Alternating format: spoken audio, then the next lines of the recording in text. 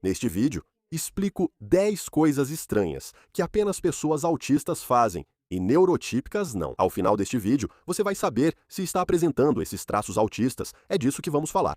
Olá, pessoal! Bem-vindos de volta ao The Asp World e meu nome é Dan. Sou um autista diagnosticado tardiamente, com TDAH, TOC e dislexia. E eu venho fazendo essa pesquisa para ajudar pessoas autistas individualmente nos últimos 10 anos. Então, se você é novo por aqui e quer aprender mais, não se esqueça de se inscrever aqui no YouTube e acompanhar se estiver assistindo em outras redes sociais.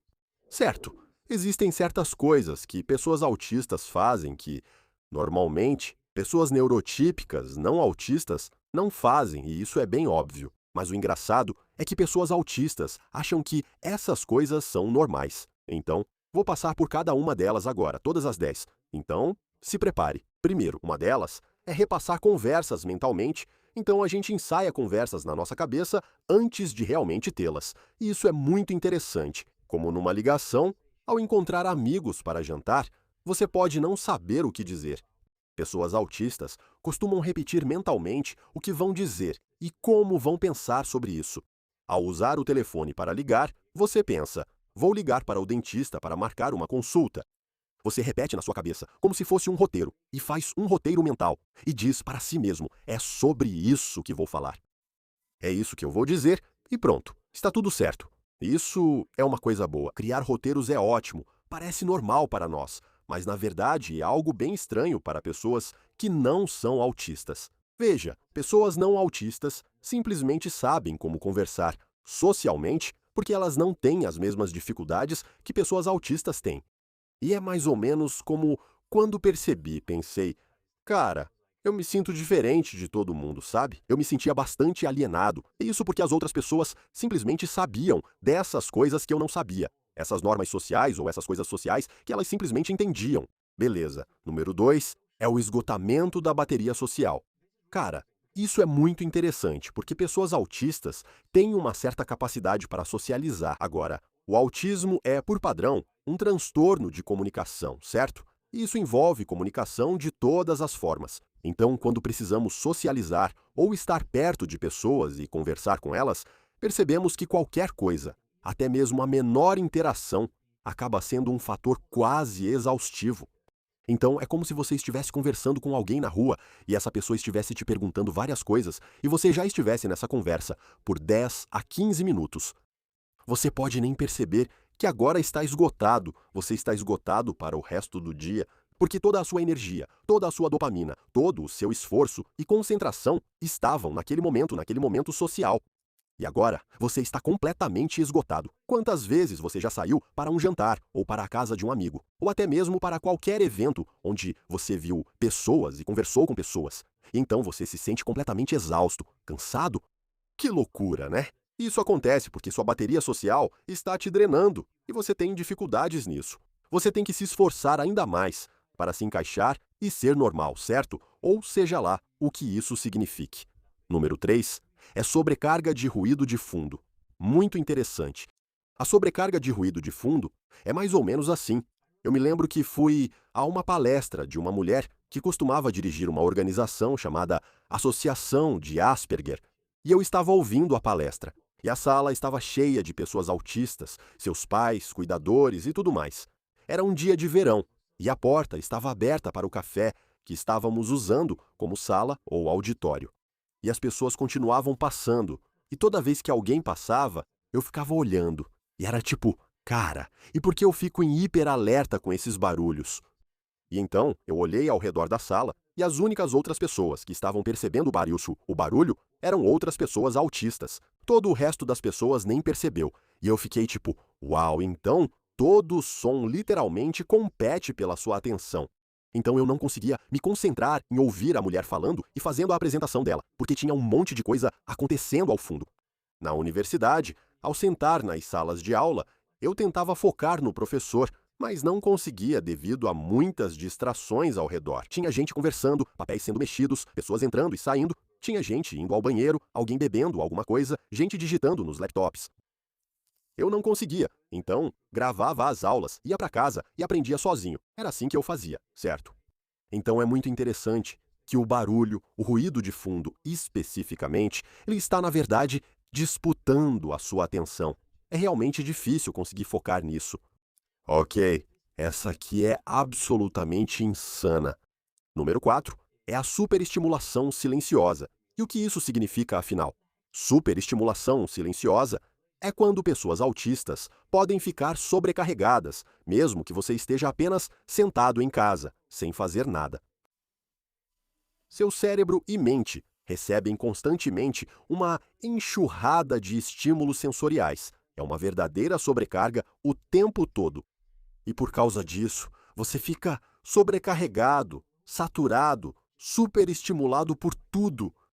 Então, quando você se senta e acalma sua mente, se você se senta e fica sozinho com seus pensamentos, o que acontece é algo chamado ruminação mental. E ruminação, basicamente, significa que, os pensamentos começam a se repetir e ficam girando e girando na sua cabeça. E quando isso acontece, você começa a ficar meio perdido, né? Você pensa, uau, tem tanta coisa para fazer. E eu passei por essa experiência. As pessoas dizem para mim, por que você não vai relaxar? Só senta e fica de boa em silêncio ou algo assim. Agora, sentar em silêncio por um curto período de tempo, talvez 5 minutos, é bom, né? Você pode, porque seu cérebro vai dar uma reiniciada. Isso é ótimo. Para mim e para pessoas autistas, quando fico muito tempo em silêncio, meu cérebro acaba superestimulado pela quantidade de ruminação mental. É como dizem, mente vazia, oficina do diabo. E aí, meu humor começa a cair, e cai tanto que eu fico super deprimido, desmotivado. Então, como eu relaxo? Eu coloco documentários, cursos, coisas para aprender. Eu tô sempre aprendendo coisas, né? E eu adoro isso, porque manter meu cérebro ocupado, ativo e saudável me salva de ficar esgotado e sobrecarregado. A próxima, número 5, é o travamento para começar. Isso tem outro nome, chamado inércia. E o que isso significa é que você sabe que precisa fazer tantas coisas. Há muitas coisas diferentes a serem feitas, como lavar a roupa, você sabe, precisa limpar a casa, precisa cozinhar uma refeição, precisa buscar alguma coisa, como uma receita do médico ou qualquer outra coisa. Você tem várias coisas acontecendo, mas não tem energia nem para começar alguma delas. Por quê? E isso se resume às leis do movimento de Newton, não querendo ser muito científico.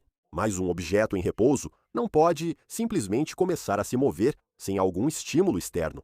E da mesma forma, um objeto que está em movimento não pode desviar do caminho. Ele não pode simplesmente mudar de direção sem um estímulo externo. Então, o que acontece é que temos tantas coisas para fazer, mas ainda não começamos nenhuma delas. Nós esbarramos na inércia ou nessa parte de parar. E na verdade, eu já fiz um vídeo inteiro sobre isso. E eu vou deixar na descrição deste vídeo, onde eu falo sobre como se livrar dessa inércia ou dessa dificuldade de começar uma tarefa.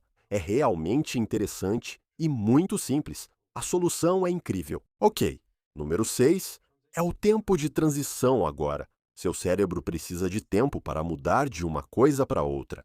Agora, pessoas neurotípicas podem simplesmente, você sabe, parar uma tarefa e ir para outra bem fácil, mesmo que não seja algo que elas gostem. Pode ser apenas uma tarefa, um trabalho ou algo que você só precisa fazer, tipo uma obrigação.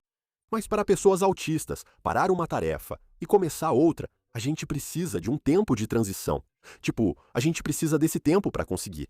Espera aí, deixa eu terminar isso. Não consigo começar outra coisa agora. Isso fica muito mais difícil quando você tem TDAH ou autismo e TDAH juntos, que é o meu caso também, e minha noiva, ela também tem isso. O que ocorre é que no autismo, buscamos focar em uma coisa e facilitar a transição para outra. Mas o cérebro com TDAH é assim. Você tem que ir aqui, tem que ir ali, tem que fazer isso, aquilo e mais aquilo outro. E eu fico meu Deus, meu cérebro está prestes a explodir. E isso realmente mexe com a gente. Mas isso é algo com que pessoas neurotípicas não lidam. Certo. Então o próximo é sinais corporais tardios. Muitas vezes você pode nem perceber que está com fome, sede ou até cansado. Eu nem sei dizer quantas vezes fiquei acordado pesquisando sobre OVNIs e essas coisas. Sou eu mesmo. E aí, acabei dormindo no teclado e não tinha bebido nada por 12 horas. Aí percebi que precisava beber água. Então agora, eu tenho lembretes para me avisar de tomar minha medicação todo dia, beber água, lembrar de comer. Se eu não fizesse isso, ou não tivesse esses lembretes, nem saberia. Porque nossos corpos demoram para nos avisar.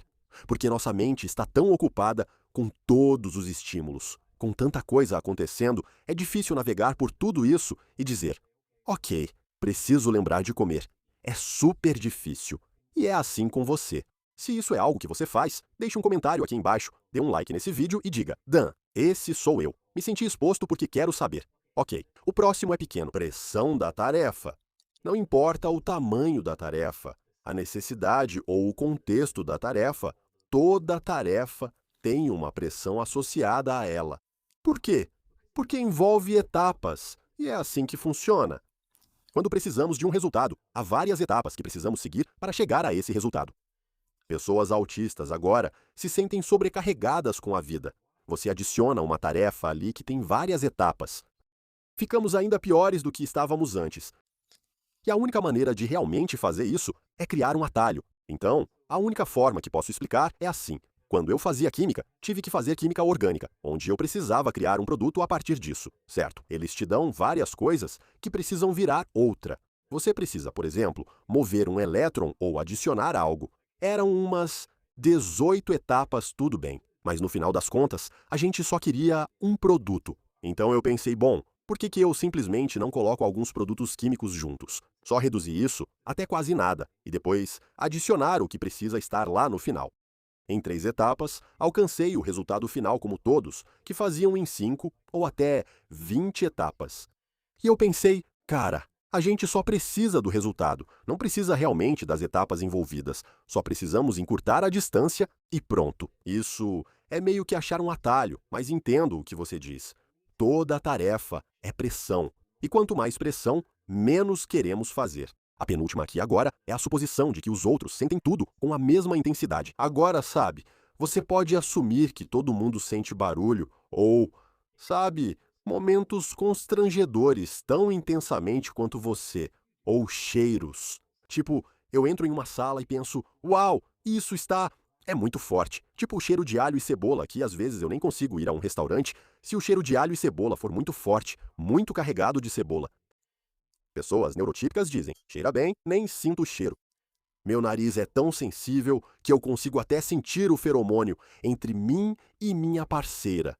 Tipo, eu consigo sentir o feromônio nela, eu consigo sentir. Se tem um produto que está esquentando, tipo, sabe quando você coloca um plug na tomada ou na tomada de parede e o plástico esquenta um pouco? Sinto esse cheiro porque meu olfato é aguçado. Autistas percebem tudo de forma muito mais intensa, já neurotípicos nem notam. É como se fosse ter um super sentido de um jeito que é realmente interessante. Beleza, o último é a ressaca do mascaramento. Agora, muita gente fala sobre mascaramento e eu realmente abordo isso no meu programa Cérebro à Prova de Bala. O link estará lá.